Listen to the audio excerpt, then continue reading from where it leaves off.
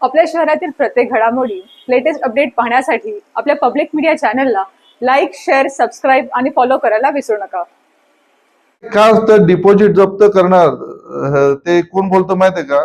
त्यांच्याकडे जे क्वार्टरला लाईनीत उभे असतात ना, ते क्वार्टर पितात आणि इकडे येऊन तेच बदलतात, कारण त्यांना त्याच्यातच दारू पाजली जाते आणि पैसे दिले जातात. याच भाजप उमेदवार योगेश भोईर यांनी शिवसेनेचे शहर प्रमुख आणि माजी नगराध्यक्ष वामन म्हात्रे यांना राजकारणात आणि निवडणुकीत टक्कर दिली. बदलापूर शहरातील शिवसेना म्हटली की वामन म्हात्रे हे नाव समोर येतं. शहरातील राजकारण्यांना आणि विरोधकांना वामन म्हात्रे हे नाव ऐकलं की धडकी भरते. मात्र याच दिग्गज समजल्या जाणाऱ्या वामन म्हात्रेंना नवख्या आणि पहिल्यांदा निवडणुकीच्या रिंगणात उतरलेल्या योगेश भोईर यांनी नाकी नऊ आणले. प्रभाग क्रमांक 19 मधून शिवसेनेकडून वामन म्हात्रे तर भाजपाकडून योगेश भोईर निवडणुकीच्या मैदानात आमने सामने होते. योगेश भोईर यांचा वामन म्हात्रेंसमोर निभाव लागणार नाही असं वारंवार म्हटलं जायचं. वामन म्हात्रेंना 1614 मतं मिळाली तर योगेश भोईर यांना 1582 मतं मिळाली.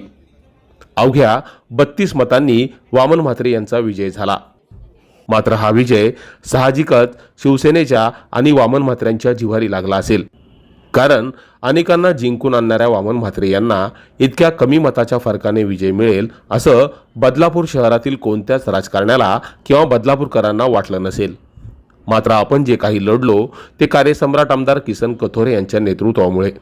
अनेक लोक म्हणायचे की याचं डिपॉझिट जप्त होईल, मात्र जे बोलत होते ते क्वार्टरच्या लाईनीमध्ये तिथे उभे असायचे.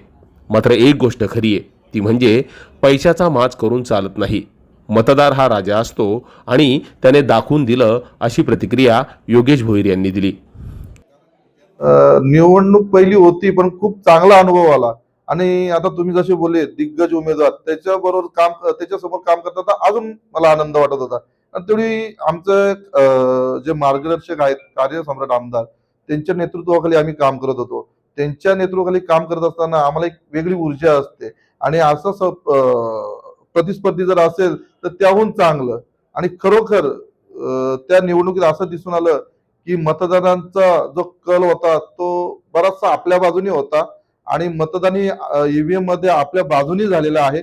फक्त आणि फक्त पोस्टल मतदान मध्ये थोडीशी गडबड झाली, नाहीतर नगरसेवक आपण नक्कीच झालो असतो. नाही, का असतं डिपॉझिट जप्त करणार ते कोण बोलतं माहितीये का? त्यांच्याकडे जे क्वार्टरला लाईनीत उभे असतात ना, ते क्वार्टर पितात आणि इकडे येऊन तेच बदलतात, कारण त्यांना त्याच्यातच दारू पाजली जाते आणि पैसे दिले जातात.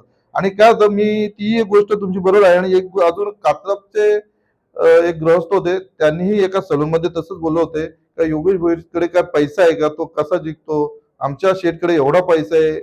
आता मला त्यांना दाखवायचे पैशाचा माज कुठेही करून चालत नाही, कारण मतदार हा राजा असतो.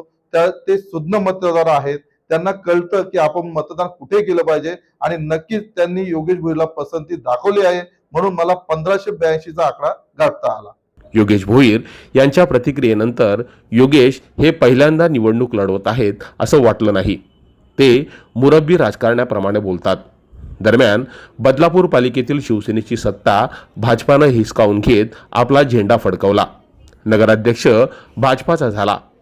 मात्र या चर्चेपेक्षा योगेश भोईर यांची शहरात मोठ्या प्रमाणात चर्चा आहे. ते म्हणतात ना, हारकर जीतने वाले को बाजीगर कहा जाता है. आणि योगेश भोईर हे राजकारणातील बाजीगर ठरलेत असं म्हटलं तर वावगं ठरणार नाही. Public media, bureau report.